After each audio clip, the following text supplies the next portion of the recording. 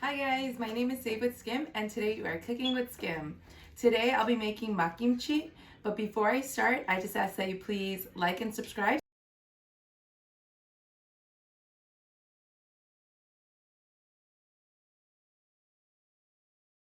Alright, so let's start with the ingredients. I have here 1 Napa cabbage. I have some carrots. I'll most likely be using, well, I have 2 small carrots here, but if anything, if you're a large one, then you should be all set. I have a whole head of garlic that I deshelled, a small piece of ginger. I also have radish, which is also Taikon. But if you can't find this at the Asian market, then you can always just use regular, the red radishes that you grab at the grocery store. I also have sea salt and red pepper flakes, fish sauce, I'm sorry, and green onions. And I'll also be using white sugar, and I think that's about it for now. But if I add anything else, I'll let you know throughout my video. All right, so what we're gonna do, we are gonna start chopping up the vegetables, and right now we are going to chop up the cabbage. Okay, so right now we are gonna start with cutting the cabbage. We are going to cut it in 4/4. So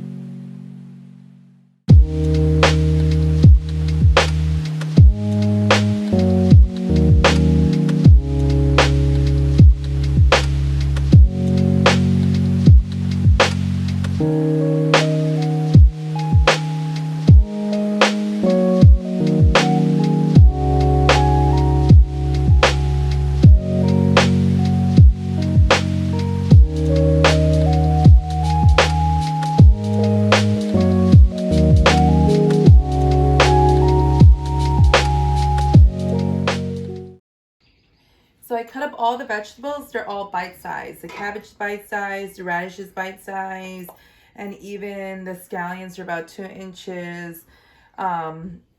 So everything's bite-sized so that when everything is all mixed together and that you're eating it with your rice or whatever, that with your chopsticks you can easily pick up the radish and the scallion and the cabbage all together, and it'll just easily go into your mouth and you can have a little taste of everything.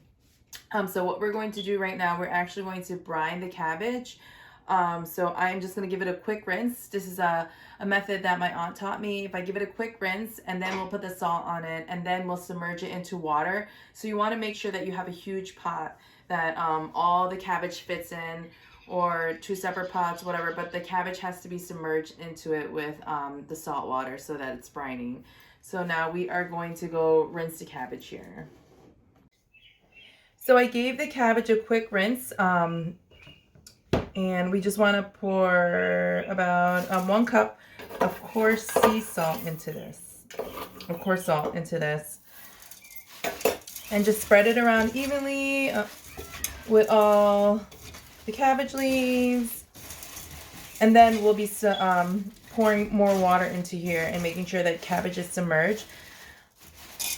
But there's 2 different methods that you can actually brine this. There's a dry method, and then also the wet method is to submerge it. But my aunt, she's the one that taught me this method, to give it a quick rinse first and then salt it so the salt can actually stick on the cabbage leaves.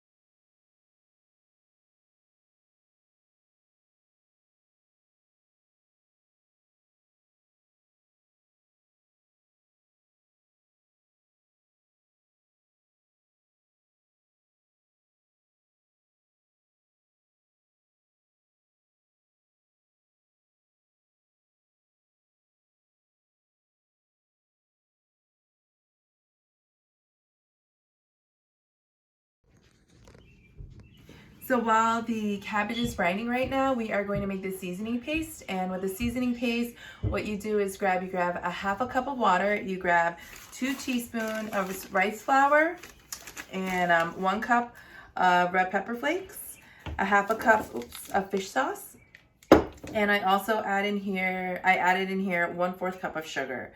So we are just going to make the seasoning paste right now with all these ingredients.